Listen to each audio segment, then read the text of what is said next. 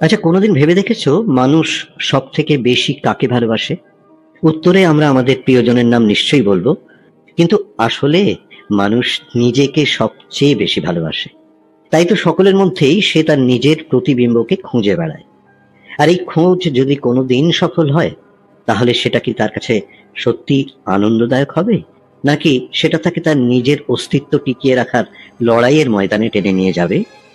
এই পরিস্থিতির প্রেক্ষাপটকে ভিত্তি করে আজকে আমাদের উপস্থাপনা কিংবদন্তি লেখক সত্যজিৎ রায় রচিত রতনবাবু আর সেই লোকটা।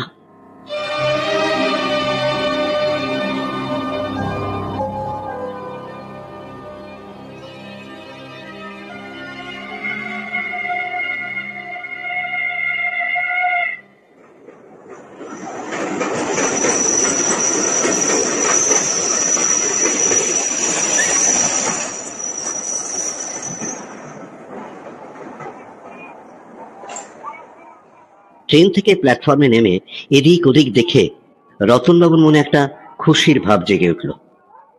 বাহ, জায়গাটা তো বেশ ভালো বলে মনে হচ্ছে। স্টেশনের পিছনে শিরীষ গাছটা কেমন মাথা উঁচিয়ে রয়েছে, তার ডালে আবার একটা লাল ঘুড়ি আটকে রয়েছে। লোকজনের মধ্যে ব্যস্ততার ভাব নেই, বাতাসে কেমন একটা সোঁদা গন্ধ, সব মিলিয়ে দিব্যি মনোরম পরিবেশ। সঙ্গে একটা ছোট্ট হোল্ডার আর চামড়ার একটা ছোট্ট সুটকেস। কুলির দরকার নেই। রতনবাবু সেগুলো দুহাতে তুলে নিয়ে স্টেশনের গেটের দিকে এগিয়ে গেলেন। বাইরে সাইকেল রিক্সা পেতে কোনো অসুবিধা হলো না। ডোরা কাঠা হাফ প্যান্ট পরা ছোকরা চালক জিজ্ঞেস করলো, কোথায় যাবেন বাবু? নিউ মহামায়া হোটেল, জানো?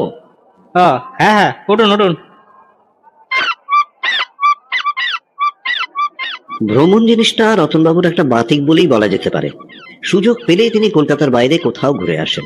অবশ্য সুযোগ যে সবসময় আসে তা নয়, কারণ রতনবাবুর একটা চাকরি আছে। কলকাতার জিওলজিক্যাল সার্ভে অফিসে তিনি একজন কেরানি, আর 24 বছর ধরে তিনি এই চাকরি করছেন। তাই বাইরে বেরিয়ে আসার মতো সুযোগ তার বছরে একবারই আসে। পুজোর ছুটির সঙ্গে তার বাৎসরিক পাওনা ছুটি জুড়ে নিয়ে তিনি প্রতি বছর কোথাও না কোথাও ভ্রমণ করে আসেন। এই বেড়ানোর ব্যাপারে রতনবাবুর সঙ্গে আর কাউকে নেন না, বা নেবার ইচ্ছেটাও তার মনে জাগে না। প্রথম প্রথম যে সঙ্গীর অভাব বোধ করতেন না তা নয়, তার পাশের টেবিলের কেশববাবুর সঙ্গে এককালে তার এই নিয়ে অনেক কথা হয়েছিল। মহালয়ার কয়েকদিন আগে রতনবাবু তখন সবে ছুটির প্ল্যান করেছেন। তিনি বলেছিলেন, আপনিও তো মশাই একা মানুষ, চলুন না এবার পুজোয় দুজনে একসঙ্গে কোথাও ঘুরে টুরে আসি। কেশববাবু তাঁর কলমটা কানে গুঁজে হাত দুটোকে জড়ো করে তার দিকে চেয়ে মাথা নেড়ে মৃদু হেসে বলেছিলেন, না না, আপনার পছন্দের সঙ্গে আমার পছন্দ কি মিলবে বলুন? আপনি যাবেন সব উল্টো পাল্টা নাম না জানা জায়গায়, সেখানে না আছে দেখবার কিছু, না আছে থাকা খাওয়ার সুবিধে। হ্যাঁ, আমায় মাফ করবেন, আমি যাচ্ছি হরিনাভিতে, আমার ভাইয়ের কাছে, বুঝলেন? ক্রমে রতনবাবু বেশ বুঝতে পেরেছিলেন যে তার মনের সঙ্গে মন মিলিয়ে বন্ধু পাওয়া খুব শক্ত। তার পছন্দ অপছন্দ ব্যাপারটা সাধারণ লোকের সঙ্গে একেবারেই মেলে না। কাজেই বন্ধু পাওয়ার আশাটা পরিত্যাগ করাই ভালো। সত্যি রতনবাবুর স্বভাব চরিত্রে বেশ একটা অভিনবত্ব ছিল। যেমন এই চেঞ্জে যাওয়ার ব্যাপারটা, কেশববাবু মোটেই ভুল বলেননি। লোকে সচরাচর যেসব জায়গায় চেঞ্জে যায়, রতনবাবু সেদিকে দৃষ্টি দিতেন না। তিনি বলতেন, আরে মশাই, পুরীতে সমুদ্র আছে, জগন্নাথের মন্দির আছে, দার্জিলিং থেকে কাঞ্চনজঙ্ঘা দেখা যায়, হাজারিবাগে পাহাড় আছে, জঙ্গল আছে, রাঁচির কাছে হুড্রু ফলস আছে। এসব কথা তো সকলেই জানে। আর লোকমুখে একটা জিনিসের বর্ণনা বারবার শোনা মানেই তো সে জিনিস প্রায় দেখাই হয়ে গেল, তাই না? রতনবাবু যেটা দরকার সেটা হলো রেল স্টেশনের ধারে একটা ছোট্ট শহর, ব্যাস, আর কিচ্ছু না। প্রতি বছরই ছুটির আগে টাইম টেবিল খুলে খুব বেশি দূরে নয় এমন একটি জায়গার নাম বের করে তিনি দুর্গা বলে বেরিয়ে পড়তেন। কোথায় গেলেন, কি দেখলেন, তা কেউ জিজ্ঞেস করে না, বা কাউকে তিনিও বলেন না। এমন অনেকবার হয়েছে যে যেখানে তিনি গেছেন সে জায়গার নামই তিনি শোনেননি, আর যেখানেই গেছেন সেখানে এমন কিছু খুঁজে পেয়েছেন যার ফলে তার মন খুশিতে ভরে উঠেছে। অন্যদের চোখে হয়তো এসব জিনিস খুব সামান্য, যেমন রাজা ভাত খাওয়ায় একটা বুড়ো অশ্বত্থ গাছ, যেটা একটা কুল গাছ আর একটা নারকেল গাছকে পাকিয়ে উঠেছে, কিংবা মহেশগঞ্জে একটা নীলকুঠির ভগ্নাবশেষ, ময়নাতে একটা মিষ্টির দোকানে ডালের বরফি।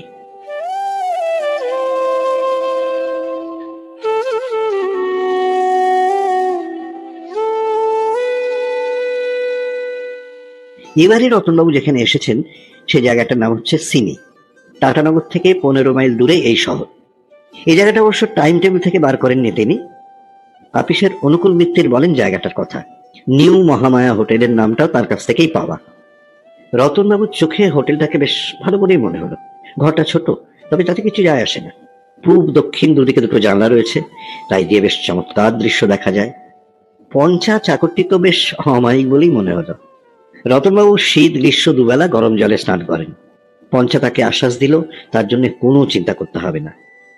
হোটেলের রান্নাটা মোটামুটি চলনসই এবং সেটাই যথেষ্ট, কারণ খাওয়ার ব্যাপারেও রতনবাবু মোটেই খুঁতখুঁতে নন।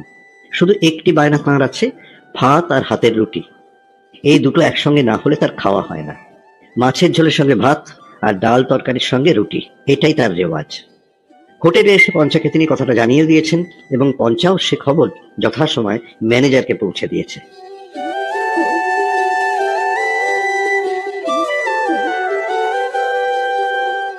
নতুন জায়গা এলে প্রথম দিনই বিকেলে হেঁটে না বেরোনো পর্যন্ত রতনবাবু স্বস্তি বোধ করেন না। সিনিতেও এ নিয়মের ব্যতিক্রম হলো না। 4টের সময় পঞ্চার এনে দেওয়া চা খেয়েই রতনবাবু বেরিয়ে পড়লেন। শহর থেকে বেরোলেই খোলা অসমতল প্রান্তর, তার মধ্যে দিয়ে আবার এদিক ওদিক হাঁটা পথ চলে গেছে। এই পথের একটা দিয়ে মাইল খানেক গিয়ে রতনবাবু একটা ভারী মনোরম জিনিস আবিষ্কার করলেন। একটা ছোট্ট ডোবা পুকুর, তার মধ্যে কিছু শালুক ফুটে আছে, আর তার চারদিকে অজস্র পাখির জটলা। বক, ডাহুক, কাদা খোঁচা, মাছরাঙা, এইগুলো রতনবাবু চেনা। বাকিগুলো এই প্রথম তিনি দেখলেন। প্রতিদিন বিকেল বেলাটা এই ডোবার ধারে বসেই হয়তো রতনবাবু বাকি ছুটিটা কাটিয়ে দিতে পারতেন, কিন্তু দ্বিতীয় দিন আরো কিছু আবিষ্কারের আশায় রতনবাবু অন্য আরেকটা পথ দিয়ে হাঁটা শুরু করলেন। মাইল খানেক যাবার পথে একপাল ছাগল পড়ার দরুন তার হাঁটা কিছুক্ষণের জন্য বন্ধ রাখতে হলো। রাস্তা খালি হওয়ার পর আরো মিনিট 5 হাঁটতেই দেখলেন সামনে একটা কাঠের পুল দেখা যাচ্ছে। আরো এগিয়ে গিয়ে বুঝলেন সেটা একটা ওভারব্রিজ, তার নিচ দিয়ে চলে গেছে রেলের লাইন। পূব দিকে দূরে স্টেশনটা দেখা যাচ্ছে, আর পশ্চিম দিকে যত দূর চোখ যায় সোজা চলে গেছে সমান্তরাল দুটো লোহার পাত। এখন যদি হঠাৎ একটা ট্রেন এসে পড়ে আর ব্রিজের তলা দিয়ে সেটা যদি যায়, তাহলে যে কি অদ্ভুত ব্যাপার হবে সেটা ভাবতেই রতনবাবুর গায়ে কাঁটা দিল। এক দৃষ্টি রেল লাইনের দিকে দেখছিলেন বলেই বোধহয় তখন যে আরেকটি লোক তার পাশে এসে দাঁড়িয়েছে সেটা রতনবাবু খেয়াল করেননি। তারই পাশে তাকাতেই তাকে চমকে উঠতে হলো। লোকটি পরনে ধুতি শার্ট, কাঁধে একটা নস্যি রঙের র্যাপার, পায়ে ক্যাম্বিসের জুতো, চোখে বাইফোকাল চশমা। রতনবাবুর কেমন যেন খটকা লাগলো। একে কি আগে দেখেছি কোথাও? চেনা চেনা মনে হচ্ছে না। মাঝারি হাইট, গায়ের রঙও মাঝারি, চোখের দৃষ্টিতে কেমন উদাস, ভাবুক ভাবুক ভাব। বয়স কত হবে? 50-এর বেশি নয় নিশ্চয়ই। চুলে বিশেষ পাক ধরেনি, অন্তত সন্ধ্যার আলোতে তাই তো মনে হয়। আগন্তুক একটা ঠান্ডা হাসি হেসে রতনবাবুকে নমস্কার করলেন। রতনবাবু হাত জোড় করে প্রতি নমস্কার করতে গিয়ে হঠাৎ বুঝে ফেললেন কেন তার খটকা লাগছিল।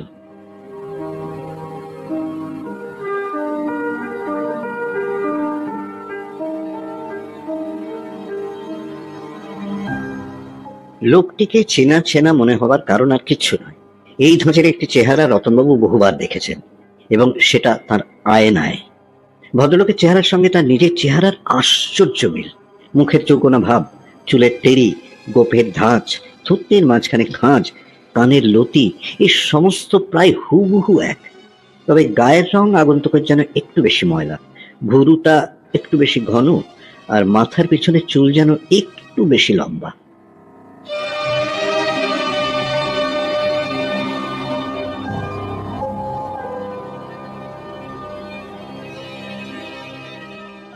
ভদ্রলোক বললেন, আমার নাম মনিলাল মজুমদার। হ্যাঁ, আপনি তো বোধহয় নিউ মহামায়া হোটেল উঠেছেন, তাই না? রতনলাল, মনিলাল, নামেও কেমন আশ্চর্য মিল। আগন্তুক বললেন, আপনার বোধহয় আমাকে মনে পড়বে না। আমি কিন্তু এর আগেও আপনাকে দেখেছি। কোথায় বলুন তো? আপনি গত পুজোয় ধুলিয়ান যাননি? আপনিও সেখানে গেছিলেন নাকি? হ্যাঁ, আমি প্রতিবারই পুজোয় কোথাও না কোথাও যাই। আমি একা মানুষ, বন্ধু বান্ধব বিশেষ নেই, আর নতুন নতুন জায়গায় একা একা বেড়াতে দিব্যি লাগে। সিনির কথাটা আমাকে আমার অফিসের এক সহকর্মী বলেন, বেশ জায়গা, কি বলেন? হ্যাঁ, রতনবাবু ঢোক গিলে মাথা নেড়ে সম্মতি জানালেন। কেমন যেন অবিশ্বাস আর অস্বস্তি মেশানো একটা ভাব বোধ করছেন তিনি।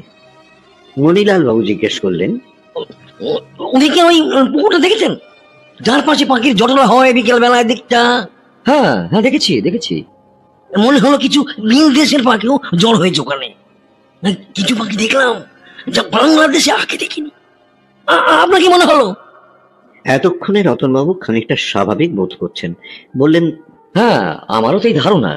আমিও কতগুলো পাখি দেখে আগে চিনতে পারিনি। দূর থেকে একটা শব্দ পাওয়া যাচ্ছে, ট্রেন আসছে। দিকে চেয়ে দেখলেন দূরে সার্চ লাইট দেখা যাচ্ছে, আলোটা ক্রমশ বড় হয়ে এগিয়ে আসছে। রতনবাবু আর মণিলাল বাবু দুজনেই ব্রিজের রেলিং এর ধারে গিয়ে দাঁড়ালেন। বিরাট শব্দ করে ব্রিজটাকে থরথর করে কাঁপিয়ে ট্রেনটা উল্টো দিকে চলে গেল। দুজন ভদ্রলোকে হেঁটে ব্রিজটার উল্টো দিকে গিয়ে যতক্ষণ না ট্রেনটা অদৃশ্য হয় ততক্ষণ সেদিকে চেয়ে রইলেন।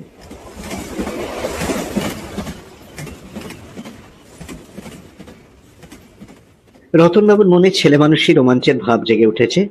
মণিলাল বাবু বললেন, আশ্চর্য, এত বয়স হলো তো ট্রেন দেখার আনন্দটা গেল না। বাড়ি ফেরার পথে রতনবাবু জানালেন যে মণিলাল বাবু 3 দিন হলো সিনিতে এসেছেন আর কালিকা হোটেলে উঠেছেন।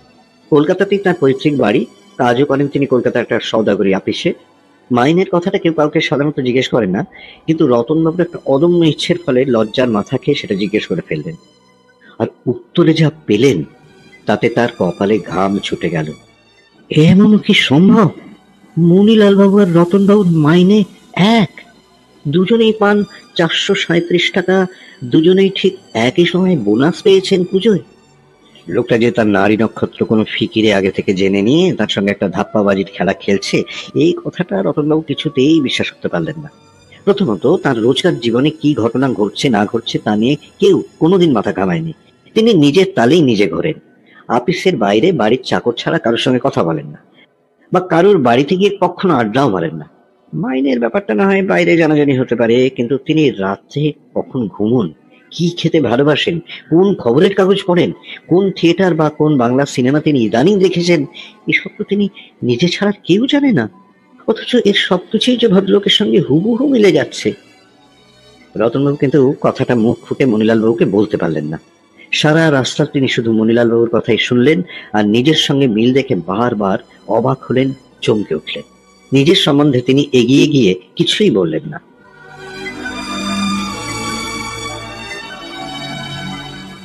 রতনবাবুর হোটেলটাই আগে পড়ে। হোটেলের সামনে এসে মণিলাল বাবু বললেন, আপনার এখানে খাওয়া দাওয়া কেমন? মাছের ঝোলটা মন্দ করে না, বাকি সব চলনসই। আমার হোটেলের রান্নাটা আমার তেমন সুবিধের নয়।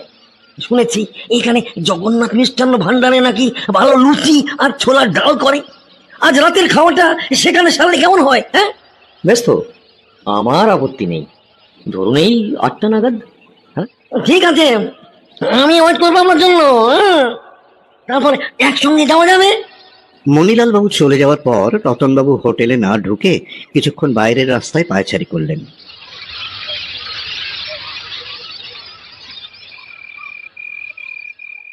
সন্ধ্যা গাঢ় হয়ে এসেছে, আকাশ পরিষ্কার, এতই পরিষ্কার যে তারার মধ্যে দিয়ে এঁকে বেঁকে যাওয়া ছায়াপথটাকে পর্যন্ত পরিষ্কার দেখা যাচ্ছে। আশ্চর্য, এতকাল রতনবাবুর আফসোস ছিল যে তার সঙ্গে মনের আর মতের মিল হয় এমন কোনো বন্ধু তিনি খুঁজে পাননি। অথচ এই সিনিতে এসে হঠাৎ এমন একজন লোকের সাক্ষাৎ পেয়েছেন যাকে তারই একটি ডুপ্লিকেট সংস্করণ বলা যেতে পারে। চেহারা এখানে একটা তফাৎ থাকলেও স্বভাবে আর রুচিতে এমন মিল যমজ ভাইদের মধ্যেও দেখা যায় কিনা সন্দেহ। তার মানে কি এতদিনে তার বন্ধুর অভাব মিটল? রতনবাবু এ প্রশ্নের উত্তর চট করে খুঁজে পেলেন না। হয়তো মণিলাল বাবুর সঙ্গে আর একটু মিশলে তিনি ব্যাপারটা বুঝতে পারবেন। একটা জিনিস তিনি বেশ বুঝতে পারছিলেন, যে তার একা ভাবটা যেন কেটে গেছে। এই পৃথিবীতে ঠিক তারই মতো আর একটা লোক এতদিন ছিল, আর তিনি আকস্মিকভাবে তার সাক্ষাৎ পেয়ে গেছেন। জগন্নাথ মিষ্টান্ন ভাণ্ডারে টেবিলের দুদিকে মুখোমুখি বসে খেতে খেতে রতনবাবু লক্ষ্য করলেন যে তাঁরই মতো মণিলাল বাবু বেশ পরিষ্কার করে চেটেপুটে খেতে ভালোবাসেন। তাঁরই মতো খাবার মাঝখানে জল খান না, আবার তাঁরই মতো ডালের মধ্যে পাতিলেবু কচলে নেন। সব খাবার পরে দই না খেলে রতনবাবু চলে না, মণিলাল বাবুরও না। খাবার সময় রতনবাবু একটু অস্বস্তি লাগছিল এই কারণে যে তার সবসময় মনে হচ্ছিল যে অন্য টেবিলের লোকেরা তাদের দিকে ফিরে ফিরে দেখছে। এরা কি তাদের দুজনের মধ্যে মিলটা লক্ষ্য করেছে? এরা কি আমাদের দুজনের মধ্যে মিলটা লক্ষ্য করেছে?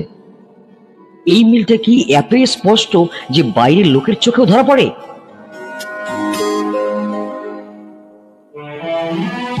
খাবার পরে রতনবাবু আর মণিলাল বাবু চাঁদনি রাতে রাস্তায় কিছুক্ষণ পায়চারি করলেন।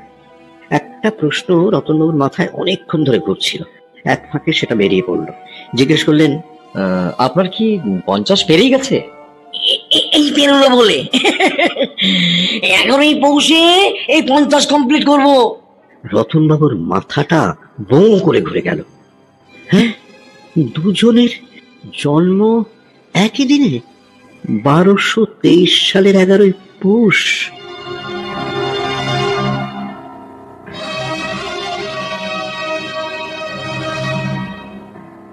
আধ ঘন্টাখানেক পায়চারি করার পর বিদায় নেবার পর মণিলাল বাবু হেসে বললেন, আপনার সঙ্গে আলাপ করে বড় আনন্দ পেলাম।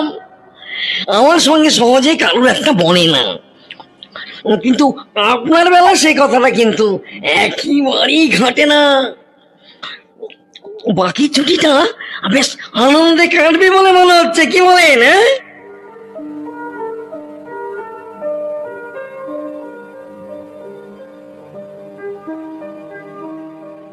অন্যান্য দিন রতনবাবু 10টার মধ্যে ঘুমিয়ে পড়েন, সঙ্গে দু একটি বাংলা মাসিক পত্রিকা নিয়ে বিছানায় শুয়ে কিছুক্ষণ পাতা উল্টানোর পর আপনা থেকে ঘুমের চোখ বুজে আসে। আর শোয়া অবস্থাতেই হাত বাড়িয়ে বাতির সুইচটা পাওয়া যায়, সেটা নেভানোর মিনিট খানেকের মধ্যেই রতনবাবুর নাক ডাকতে শুরু করে। আজ কিন্তু তিনি দেখলেন যে তাঁর ঘুম আসতে চাইছে না, পড়বারও ইচ্ছে নেই। পত্রিকাটা হাতে তুলে নিয়ে আবার পাশের টেবিলে রেখে দিলেন। মণিলাল মজুমদার। কোথায় যেন পড়েছিলাম না, পৃথিবীর কোটি কোটি মানুষের মধ্যে কোথাও এমন কোনো দুজনকে পাওয়া যাবে না যাদের চেহারা হুবহু একরকম, অথচ চোখ, কান, নাক, হাত, পা ইত্যাদির সংখ্যা সকলেরই এক। চেহারার হুবহু মিল না হয় অসম্ভব, কিন্তু দুজনের মনের এক আশ্চর্য মিল কি সম্ভব? শুধু মন কেন, বয়স, পেশা, গলার স্বর, হাঁটা ও বসার ভঙ্গি, চোখের চশমার পাওয়ার ইত্যাদি আরো অনেক কিছু হুবহু মিলে যাচ্ছে। ভাবলে মনে হয় অসম্ভব ব্যাপার, কিন্তু সেটাও যে সম্ভব হয়েছে তার প্রমাণ তো গত 4 ঘন্টায় আমি অনেকবার পেয়েছি।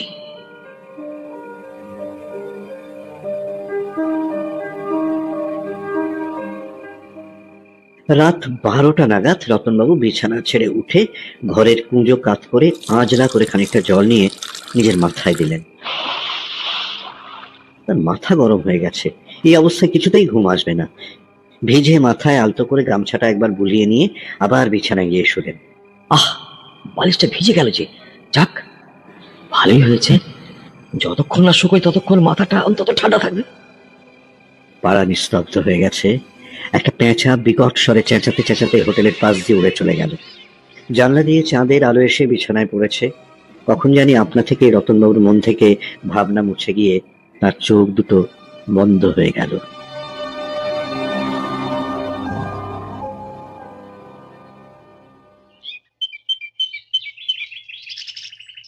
রাত্রে ঘুমোতে দেরি হওয়ার ফলে রতনবাবুর সকালে ঘুম ভাঙতে প্রায় 8টা হয়ে গেল। 9টায় মণিলাল বাবুর আসার কথা। আজ মঙ্গলবার, মাইল খানেক দূরে একটা জায়গায় হাট বসবে। গতকাল খেতে খেতে দুজনে প্রায় একসঙ্গে হাটে যাওয়ার ইচ্ছা প্রকাশ করেন। কেনার বিশেষ কিছু নেই, খালি ঘুরে দেখা আর কি। চা খেতে খেতে প্রায় 9টা বাজলো। সামনে প্লেটে রাখা মৌরির খানিকটা মুখে পুরে হোটেল থেকে বাইরে বেরোতেই রতনবাবু দেখলেন মণিলাল বাবু হাসি মুখে এগিয়ে আসছেন। এইদিকে আমি এসে গেছি। আপনার সঙ্গে কি আশ্চর্য মিল, সে কথা ভাবতে ভাবতে ঘুমোতে ঘুমোতে অনেক রাত হয়ে গেল। উঠে দেখি 8:05। এমনিতে ঠিক 6টায় উঠি। রতনবাবু এ কথার কোনো জবাব দিলেন না। দুজনে হাটের দিকে রওনা দিলেন। পাড়ার কতগুলো ছোকরা জটলা করছিল। রতনবাবুরা তাদের সামনে দিয়ে যাওয়ার সময় তাদের মধ্যে একজন টিটকিরির সুরে বলে উঠল, কিরা মানিক ওরা মানিক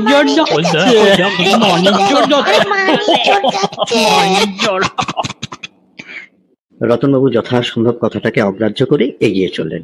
মিনিট 20 মধ্যে দুজনে হাটে পৌঁছে গেলেন। বেশ গমগমে হাট। ফল মূল, শাক সবজি, তরি তরকারি থেকে বাসন কোসন, হাঁড়ি কুড়ি, জামা কাপড়, মুরগি, ছাগল ইত্যাদি সমস্ত কিছুর দোকান আছে। ভিড়ও হয়েছে বেশ। সেই ভিড়ের মধ্যে দিয়ে এই দোকান সে দোকান দেখতে দেখতে রতনবাবু আর মণিলাল বাবু এগিয়ে চললেন। ওটা কি পঞ্চালা? রতনবাবু কেন জানি না তার হোটেলের চাকরটাকে সামনে ভিড়ের মধ্যে দেখে তার দৃষ্টি নামিয়ে মুখটাকে আড়াল করে দিলেন। ছোকরাদের মানিক জোর এই কথাটা কানে যাওয়া অবধি তার ধারণা হয়েছে তাদের দুজনকে একসঙ্গে দেখে লোকেরা মনে মনে হাসে। ভিড়ের মধ্যে দিয়ে হাঁটতে হাঁটতে প্রায় আচমকা রতনবাবুর মনে একটা চিন্তার উদয় হলো।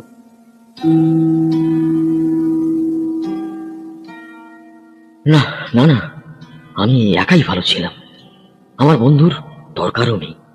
আর বন্ধু হলেও সে লোক যেন মণিলাল বাবুর মতো না হলেই ভালো।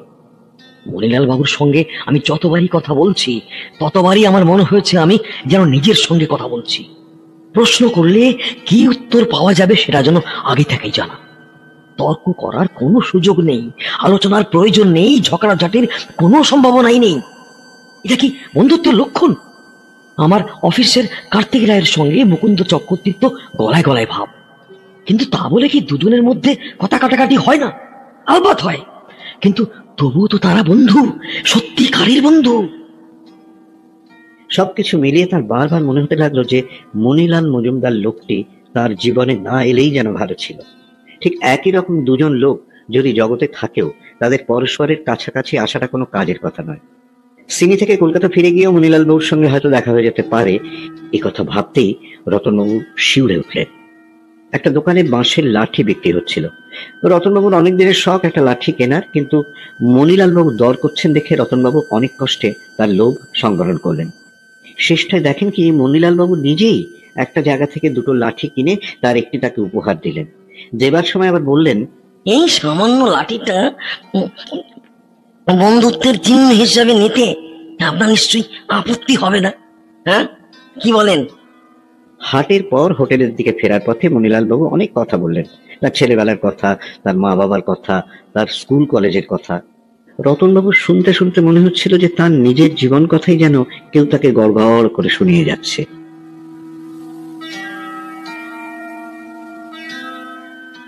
বিকেল বেলা চা খেয়ে দুজনে মাঠের মাঝখানের পথ দিয়ে ব্রিজের দিকে হাঁটতে হাঁটতে রতনবাবুর মাথায় ফন্দিটা এলো। কথা তাকে বেশি বলতে হচ্ছে না, তাই মাথাটা কাজ করছিল ভালো। দুপুর থেকেই তার মনে হচ্ছে এই লোকটাকে হটাতে পারলে ভালো হয়, কিন্তু উপায়টা মাথায় আসছিল না।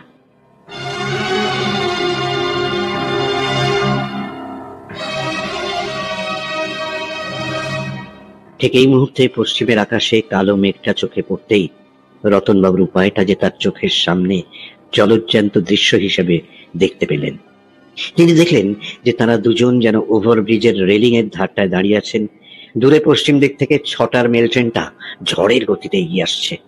ইঞ্জিনটা যখন 20 গজের মধ্যে এসে পড়েছে তখন তিনি মণিলাল বাবুর কাঁধে প্রচন্ড ধাক্কা দিয়ে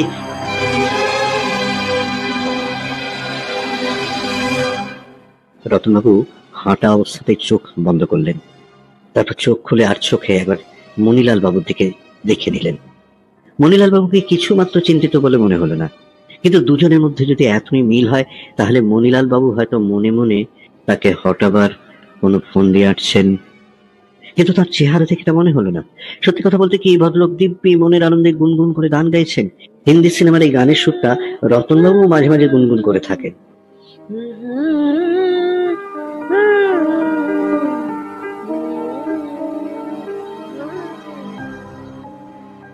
পশ্চিমের কালো মেঘটা এগিয়ে এসেছে।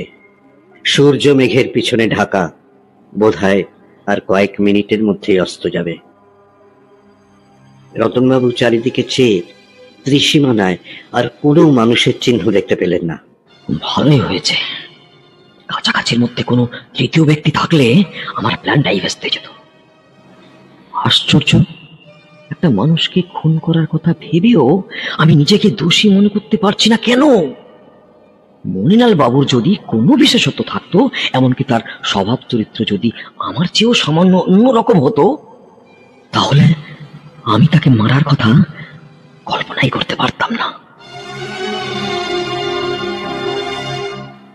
রতনবাবুর বিশ্বাস হয়েছে যে একই রকম দুজন লোকের একসঙ্গে বেঁচে থাকার কোনো সার্থকতা নেই। তিনি নিজে আছেন, নিজেই থাকবেন, এটাই যথেষ্ট। মনিলাল বাবু থেকেও যদি তার থেকে দূরে থাকতে পারতেন, যেমন এই কিছুদিন আগে পর্যন্ত ছিলেন, তাতে তার আপত্তি করার কিচ্ছু ছিল না। কিন্তু এখন এই আলাপের পর আর তো সেটা সম্ভব নয়, তাই তাকে সরিয়ে ফেলাটা নেহাতি দরকার।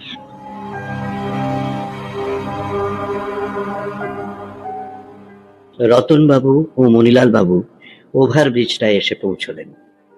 মনিলাল বাবু বললেন, বেশ গুমট করেছে, রাত্রের দিকে বৃষ্টি হতে পারে, আর তার মানে কাল থেকে জাঁকিয়ে ঠান্ডা পড়বে। রতনবাবু এই ফাঁকে একবার ঘড়িটা দেখে নিলেন। 6টা বাজতে 12 মিনিট। ট্রেনটা নাকি খুব টাইমে যাতায়াত করে। না, আর বেশিক্ষণ নেই। রতনবাবু তার জড়ভাবটা ঢাকবার জন্য একটা হাই তুলে বললেন, বৃষ্টি হলেও ঘন্টা 4-5 আগে কোনো সম্ভাবনা আছে বলে মনে হয় না। ও দাদা, সুপুরি খাবেন? একটু সুপুরি খাবেন নাকি? মনিলাল বাবু পকেট থেকে একটা গোল টিনের কৌটো বার করে ঢাকনা খুলে রতনবাবুর দিকে এগিয়ে দিলেন। রতনবাবুর পকেটেও একটা কৌটোতে সুপুরি ছিল। তিনি সেটা আর বার না করে, সেটার কথা উল্লেখ না করেও মনিলাল বাবুর কৌটো থেকে একটা সুপুরি নিয়ে মুখে পুরে দিলেন। আর প্রায় সেই মুহূর্তেই ট্রেনের আওয়াজটা শোনা গেল। আজ ট্রেনটা 6টার একটু আগেই চলে এসেছে।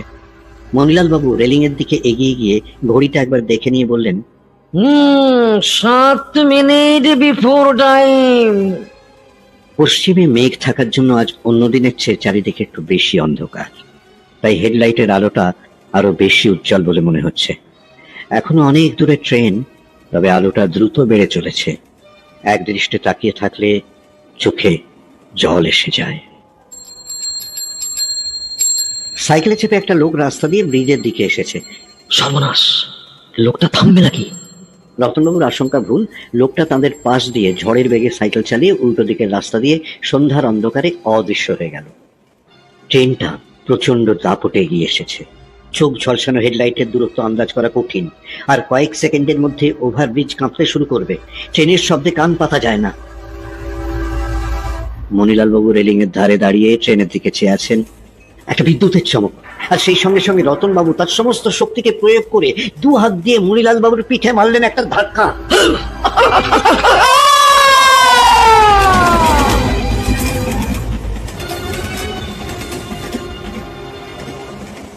তার ফলে মনিলাল বাবুর দেহটা 2 হাত উঁচু কাঠের রেলিং এর উপর দিয়ে উল্টে শটান চলে গেল নিচে, একেবারে রেল লাইনের দিকে। ঠিক সেই মুহূর্তে রতনবাবু বুঝতে পারলেন যে ওভারব্রিজটা দুরন্ত ভাবে কাঁপতে শুরু করে দিয়েছে।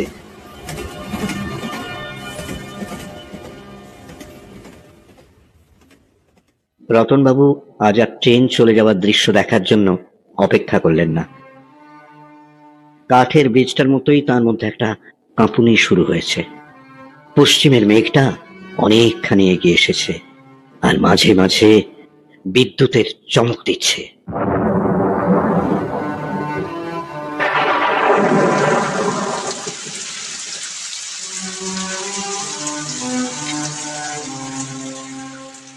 রতনবাবু র্যাপারটা বেশ ভালোভাবে গায়ে জড়িয়ে নিয়ে হোটেলের দিকে রওনা দিলেন।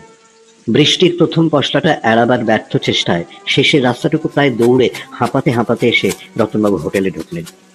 ঢুকেই তার কেমন যেন খটকা লাগলো। এটা এটা আমি কোথায় এলাম? মহামায়া হোটেলের সামনে ঘরটা তো এরকম নয়। এরকম টেবিল, এরকম ভাবে সাজানো, দেয়ালে এরকম ছবি। এদিক ওদিক দেখতে দেখতে হঠাৎ দেয়ালে একটা কাঠের বোর্ড তার চোখে পড়লো। কি বিদঘুটে ভুল রে বাবা! এই যে কালিকা হোটেলে এসে ঢুকে গেছি আমি। এখানেই তো মনিলাল বাবু ছিলেন না?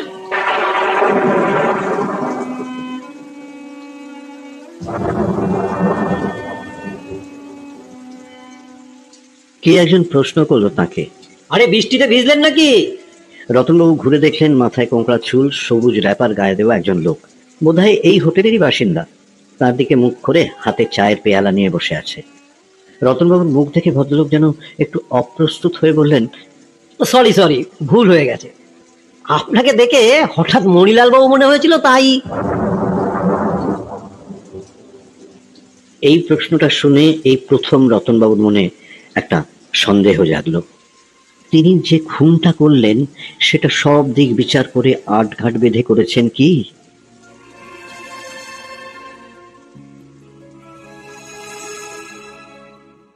আমরা দুজনে যে একসঙ্গে বেরিয়েছিলাম সেটা হয়তো অনেকে দেখেছে, কিন্তু দেখা মানেই কি লক্ষ্য করা? যারা দেখেছে তাদের কি কথাটা মনে থাকবে? আর যদি থাকেও, তার মানে কি সন্দেহটা আমার উপর পড়বে?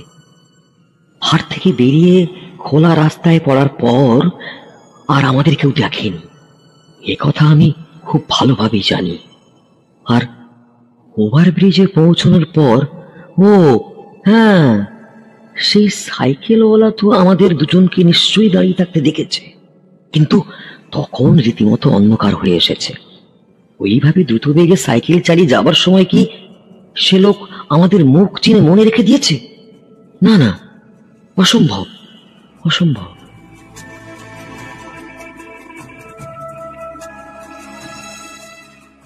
রতনবাবু যতই ভাবলেন ততই তিনি নিশ্চিন্ত বোধ করতে লাগলেন।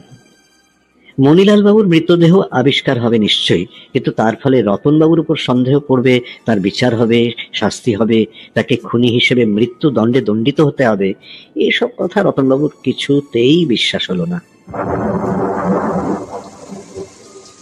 বাইরে বৃষ্টি হচ্ছে দেখে রতনবাবু কালিকা হোটেলে বসে এক পেয়ালা চা খেলেন।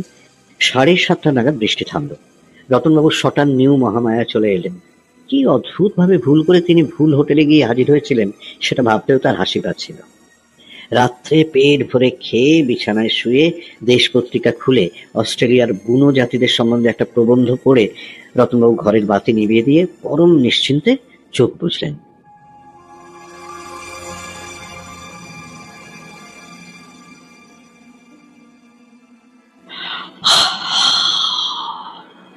আবার আমি একা এবং অদ্বিতীয়। আমার সঙ্গী নেই, সঙ্গীর কোনো প্রয়োজন নেই। আমি এতকাল যেমন ভাবে কাটিয়েছি আবার ঠিক তেমন ভাবেই কাটাবো। এর চেয়ে আর আমার কি হতে পারে?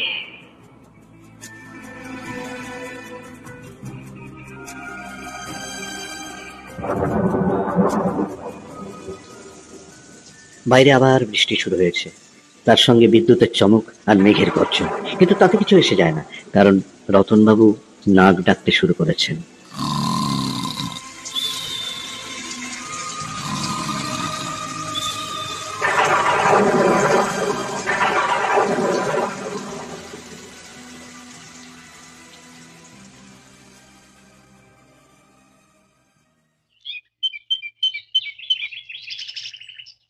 পরদিন সকালে চা দেবার সময় পঞ্চা বলল, বাবু আসবো? হ্যাঁ আপনার চা নিয়ে আইছি। হ্যাঁ হ্যাঁ হ্যাঁ ওই লাঠিটা কাল হাটে কিনলেন নাকি বাবু? হ্যাঁ হ্যাঁ হ্যাঁ, ওটাই কিনলাম। ও, তো কত নিল? রতনবাবু দাম বললেন, তারপর গলার স্বর যথাসম্ভব স্বাভাবিক করে বললেন, তুমি হাটে গিয়েছিলে নাকি? হ্যাঁ বাবু, দেখলাম তো আপনাকে। আপনি আমায় দেখতে পাননি? কই না তো। ও, এরপরে পঞ্চার সঙ্গে তার আর কোনো কথা হয়নি। চা খাওয়া শেষ করে হোটেল থেকে বেরিয়ে হাঁটতে হাঁটতে তিনি কালিকা হোটেলের সামনে এসে পৌঁছলেন। কালকে সেই কোঁকড়া চুলওয়ালা ভদ্রলোকটি আরো কয়েকজন বাঙালি ভদ্রলোকের সঙ্গে দরজার গোড়ায় দাঁড়িয়ে চিন্তিতভাবে কিছু কথাবার্তা বলছেন। মণিলাল বাবুর নাম আর সুইসাইড কথাটা রতনবাবুর কানে এলো। তিনি ভালো করে শোনার জন্য আরেকটু এগিয়ে গেলেন। শুধু তাই না, একটা প্রশ্ন করে বসলেন, কে কে আত্মহত্যা করলো মশাই? গতকালের ভদ্রলোক বললেন, কাল আপনাকে দেখে যে লোক বলে ভুল করেছিলাম তিনি। সুইসাইড? সেই রকমই তো মনে হচ্ছে। রেল লাইনের ধারে লাশ পাওয়া গেছে, একটা ওভারব্রিজ আছে তারই ঠিক নিচে। মনে হয় উপর থেকে লাফিয়ে পড়েছিলেন। ভদ্রলোক এমনিতেই একটু অদ্ভুত গোছের ছিলেন, কারোর সঙ্গে বিশেষ কথাবার্তা বলতেন না। আমরা ওকে নিয়ে বলা বলি করতুম। তা ডেড বডি? পুলিশের জিম্মায়। চেঞ্জে এসেছিলেন ভদ্রলোক, চেনাশোনা কেউ নেই এখানে, কলকাতা থেকে এসেছিলেন, এর বেশি আর কিছুই নাকি জানা যায়নি। রতনবাবু সহানুভূতির ভঙ্গিতে বার দুয়েক মাথা নেড়ে আবার হাঁটতে শুরু করলেন।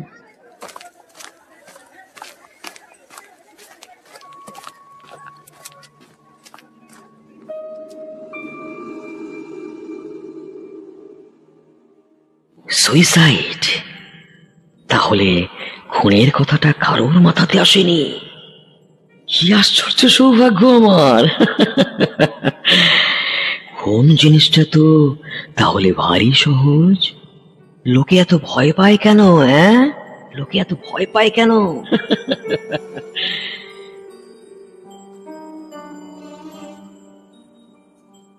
রতনবাবু মনে মনে ভারী হালকা বোধ করলেন। 2 দিন পর আজ তিনি আবার একা বেড়াতে পারবেন, ভাবতেও আনন্দ লাগে। গতকাল মনিলাল বাবুকে ঠেলা দেওয়ার সময় বোধহয় রতনবাবুর শার্টের একটা বোতাম ছিঁড়ে গিয়েছিল। একটা দর্জির দোকান খুঁজে বার করে তিনি বোতামটা লাগিয়ে নিলেন।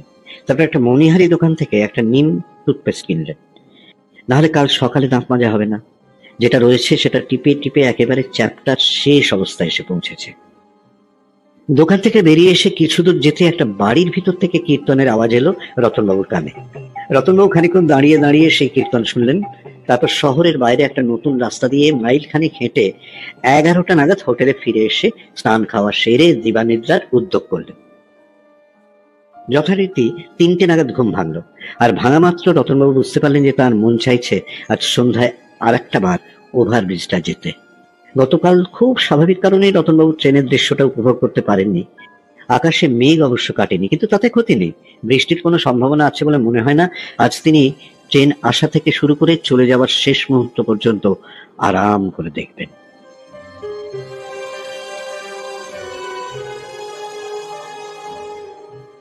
পাঁচটার সময় চা খেয়ে রতনবাবু নিচে নামলেন। সামনেই ম্যানেজার শম্ভুবাবু বসে আছেন। রতনবাবুকে দেখে বললেন, যে ভদ্রলোকটা কাল মারা গেছেন তার সঙ্গে আপনার আলাপ ছিল নাকি মশাই? রতনবাবু প্রথমটা কিছু না বলে অবাক হবার ভান করে শম্ভুবাবুর দিকে চাইলেন। তারপর বললেন, হ্যাঁ, কেন বলুন তো? না মানে পঞ্চা বলছিল হাটে আপনাদের দুজনকে একসঙ্গে দেখেছে, তাই। আলাপ আমার এখানে কারোর সঙ্গে হয়নি। ও, হাটে এক আধজনের সঙ্গে কথা হয়েছে বটে, তবে কি জানেন কোন লোকটি যে মারা গেছেন সেটাই তো আমি জানি না। ও না মানে উনিও আপনারই মতো হাওয়া বদলাতে এসেছিলেন তো, এই কালিকা হোটেলে উঠেছিলেন। ও, তাই বুঝি? রতনবাবু আর কোনো কথা না বলে বেরিয়ে পড়লেন। প্রায় 2 মাইল পথ, আর বেশি দেরি করলে ট্রেন রাখা যাবে না। রাস্তায় তার দিকে আর কেউ সন্দিগ্ধ দৃষ্টিতে তাকাবে না। গতকাল যে ছেলেগুলো জটলা করছিল তাদের কাউকে আজ আর দেখা গেল না। রতনবাবু নিশ্চিন্ত মনে এগিয়ে চললেন। ছেলেগুলো কোথায় গেল? একটা ঢাকের আওয়াজ শুনতে পাচ্ছি না।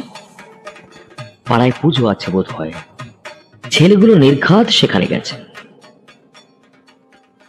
খোলা প্রান্তরের মাঝখানের পথে আজ তিনি একা। মনিলাল বাবুর সঙ্গে আলাপ হওয়ার আগেও তিনি নিশ্চিন্ত মানুষ ছিলেন, কিন্তু আজ তার নিজেকে যেমন হালকা মনে হচ্ছে তেমন হালকা আর আগে কখনো মনে হয়নি।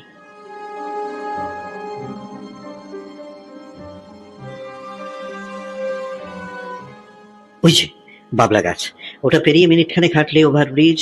আকাশ মেঘে ভরা, তবে ঘন কালো মেঘ নয়, ছাইয়ের মতো ফিকে মেঘ। বাতাস নেই, তাই সমস্ত মেঘ যেন এক জায়গায় স্থির হয়ে দাঁড়িয়ে আছে। ওভারব্রিজটা দেখতে পেয়ে রতনবাবুর মন আনন্দে নেচে উঠল।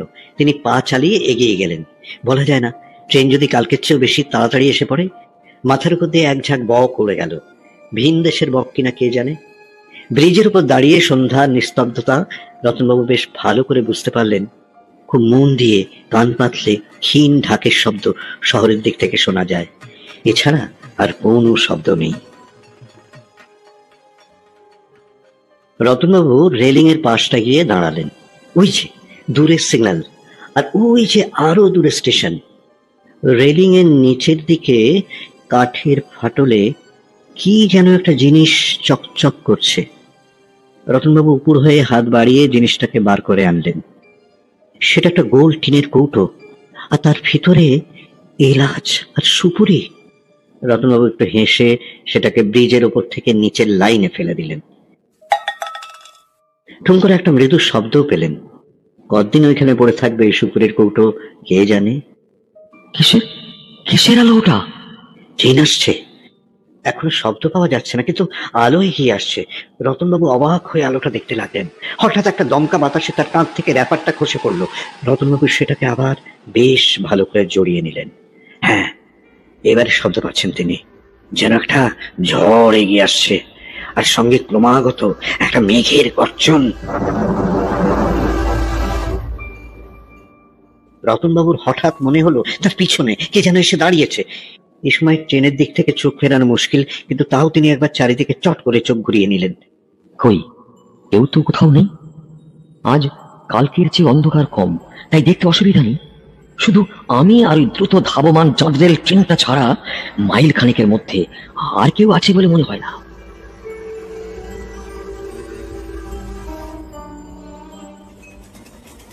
ট্রেন এখন 100 গজের মধ্যে। রতনবাবু রেলিং এর দিকে আরো এগিয়ে গেলেন। আগের দিনে স্টিম ইঞ্জিন হলে এতটা এগিয়ে যাওয়া নিরাপদ হতো না। চোখে মুখে কয়লার ধোঁয়া ঢুকে যাওয়ার বিপদ ছিল। এই ট্রেন ডিজেল ট্রেন, তাই ধোঁয়া নেই, শুধু বুক কাঁপানো গুরুগম্ভীর শব্দ আর চোখ ঝলসানো হেডলাইটের আলো।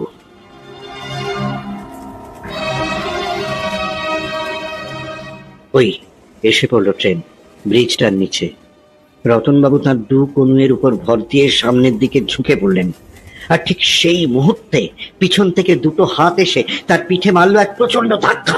রতনবাবু টাল সামলাতে পারলেন না, কারণ রেলিংটা ছিল মাত্র 2 হাত উঁচু।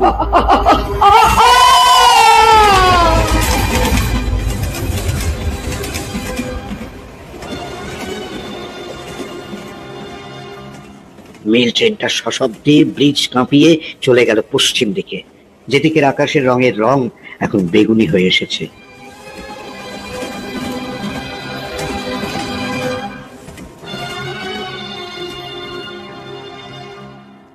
না, রতনবাবু এখন আর ব্রিজের উপরে নেই, তবে তার চিহ্ন স্বরূপ একটি জিনিস এখনো রেলিং এর কাঠের একটা ফাটলে আটকে রয়েছে।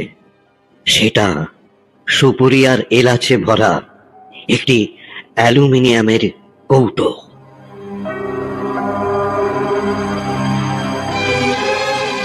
রতনবাবু রেলিং এর পাশটা গিয়ে দাঁড়ালেন। ওই যে দূরে সিগন্যাল, আর ওই যে আরো দূরে স্টেশন। রেলিং এর নিচের দিকে কাঠের ফাটলে কি যেন একটা জিনিস চকচক করছে। রতনবাবু উপর হয়ে হাত বাড়িয়ে জিনিসটাকে বার করে আনলেন। সেটা একটা গোল টিনের কৌটো, আর তার ভিতরে এলাচ আর সুপুরি। রতনবাবু একটু হেসে সেটাকে ব্রিজের ওপর থেকে নিচের লাইনে ফেলে দিলেন। ঠুম করে একটা মৃদু শব্দও পেলেন। কতদিন ওইখানে পড়ে থাকবে এই সুপুরির কৌটো কে জানে। কিসের কিসের আলো ওটা? ট্রেন আসছে।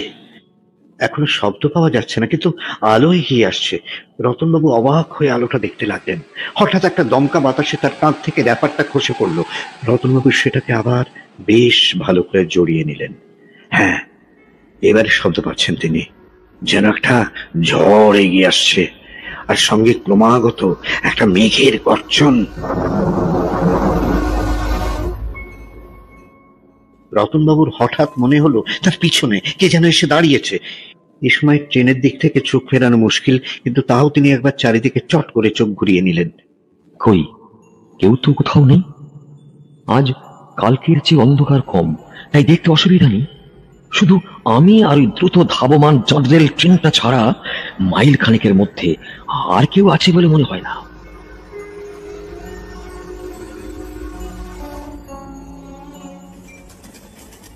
ট্রেন এখন 100 গজের মধ্যে। রতনবাবু রেলিং এর দিকে আরো এগিয়ে গেলেন। আগের দিনে স্টিম ইঞ্জিন হলে এতটা এগিয়ে যাওয়া নিরাপদ হতো না। চোখে মুখে কয়লার ধোঁয়া ঢুকে যাওয়ার বিপদ ছিল। এই ট্রেন ডিজেল ট্রেন, তাই ধোঁয়া নেই, শুধু বুক কাঁপানো গুরুগম্ভীর শব্দ আর চোখ ঝলসানো হেডলাইটের আলো।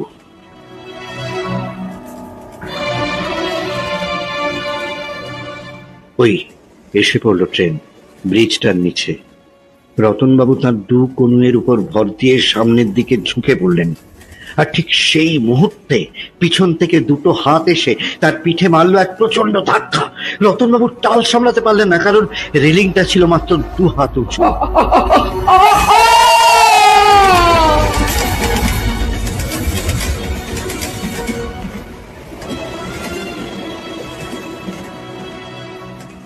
মেল ট্রেনটা সশব্দে ব্রিজ কাঁপিয়ে চলে গেল পশ্চিম দিকে, যেদিকের আকাশের রঙের রং এখন বেগুনি হয়ে এসেছে।